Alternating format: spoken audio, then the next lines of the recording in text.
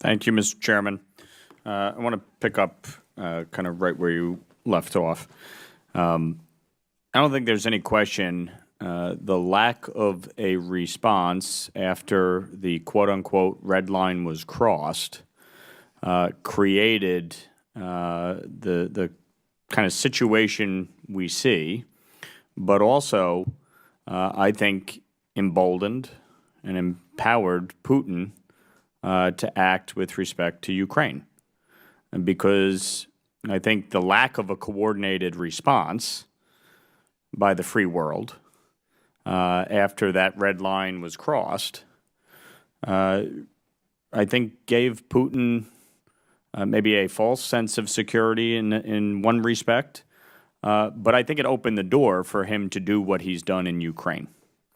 And so, you know, you said before that this was a blueprint for Ukraine, and I think that's right.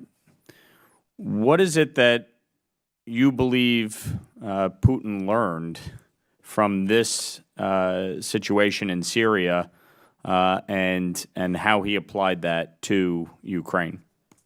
So after, would you like to? You can both.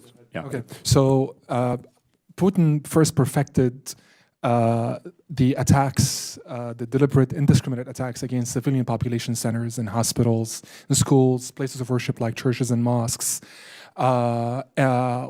In Syria, they honed those tactics in Syria, including a very cruel tactic called double tap strikes, where they also target first responders that rush to the scene of an attack. This tactic, as we speak, is being replicated now in Ukraine.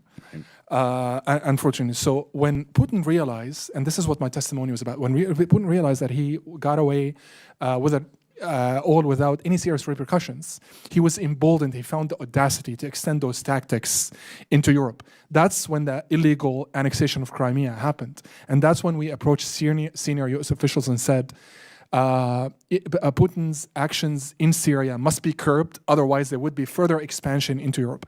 Sadly, those warnings were dismissed. The Obama administration at the time was pursuing something called the Russia Reset Policy, which viewed Putin as a pragmatic leader to cut that you can cut deals with.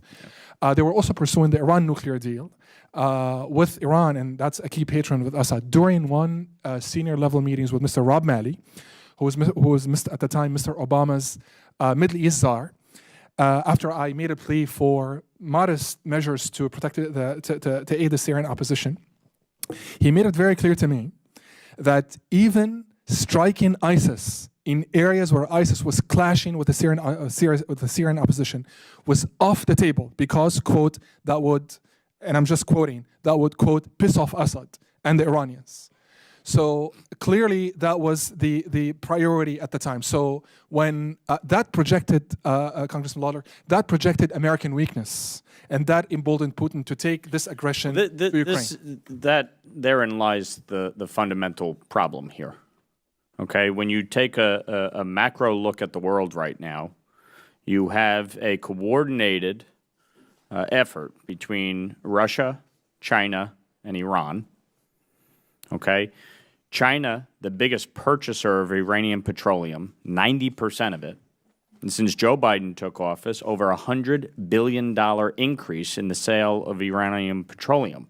That's what's funding Hamas, Hezbollah, the Houthis, and other terrorist networks in the region.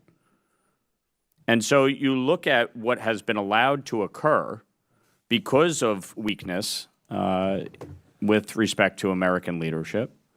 And these are the consequences of it.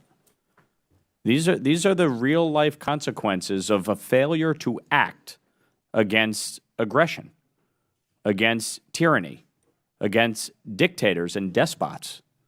Vladimir Putin has committed numerous genocides, both in Syria, in Ukraine, and should be held accountable, period.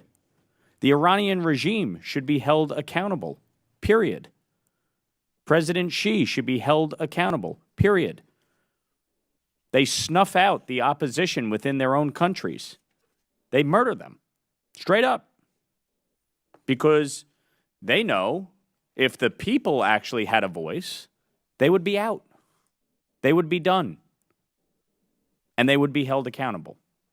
And so it is incumbent upon the United States, the President of the United States, and Congress to act. Period.